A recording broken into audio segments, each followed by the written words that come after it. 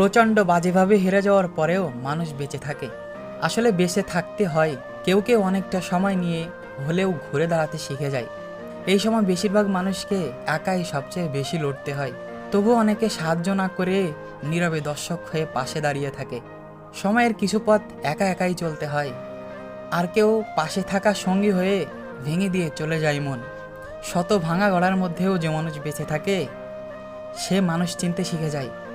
প্রতিবাদ প্রতিশোধ না নিলেও হিসেব জমা থাকে। এই মানুষগুলোকে দ্বিতীয়বার এসে আর ভাঙা যায় না। ভালো খারাপ সবার জীবনেই থাকে, ভালো সময়ও আসে শুধু নিশ্চুপ প্রতীক্ষা আর প্রার্থনায়। অন্ধকার কেটে গেলে আলো আসবেই, রাতের পথ তো ভোর হয়, তাই না? অচেনাই ভালো ছিল, কেন যে পরিচিত হয়ে পূর্ণতা দেখিয়ে শূন্যতা উপহার দিল। যার ফেরার অপেক্ষায় কেউ থাকে না, তার হারিয়ে যাওয়াই মুক্তি, তাই সে আর কারো আশা করে না।